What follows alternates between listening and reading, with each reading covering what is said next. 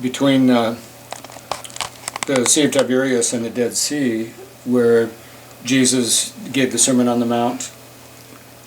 And it was during that trip, when he was walking from Capernaum on his way to Jerusalem to be killed, that he performed the miracle of the loaves and the fishes. The usual thing was happening. He's walking along, and people start listening to him speak, and they just follow him, you know. So they walk off, and there's always multitudes. Yeah. Multitudes are following Jesus. Well, it's pretty dry goat stubble desert there. I mean, it's not exactly milk and honey looking countryside. It's pretty rough. You don't just go walking out of your village or your town with no food or water. I mean, you don't do that. I mean, even if you're kind of entranced by a charismatic character.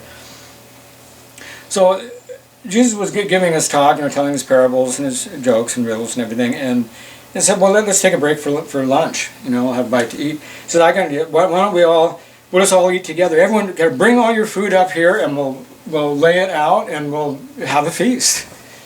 So people spent all the food that they have, everything they had up there, and with all these multitudes, they were like, the numbers are different in different gospels, like 5 loaves and 10 fishes. It's like, that's what, it was enough basically to feed Jesus and the 12 apostles, but not anymore. Yeah.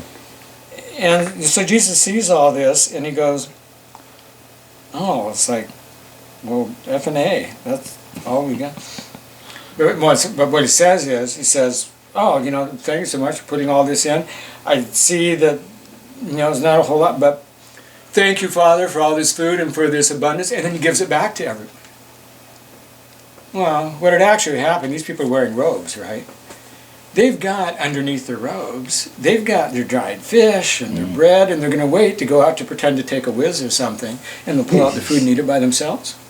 And when the call came to just put all the food out there for a smorgasbord, I mean, they weren't Scandinavian Christians yet, but yeah, they still did that. Yeah. They were fishers.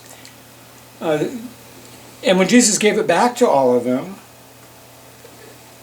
it kind of then they brought out, and there was enough for everyone, and left baskets of food left over, because everyone had plenty of food. And the reason it's my favorite miracle is that it's one that doesn't violate the laws of thermodynamics. It's a transformation of the human heart, not, not the power of overcoming the laws of physics. And I think it's the best miracle, because it really changed people.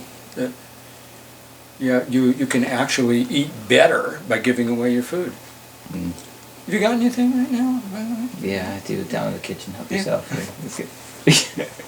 Okay, man, we're going to see that. Thank you. Yeah. Thank you, Rebbe.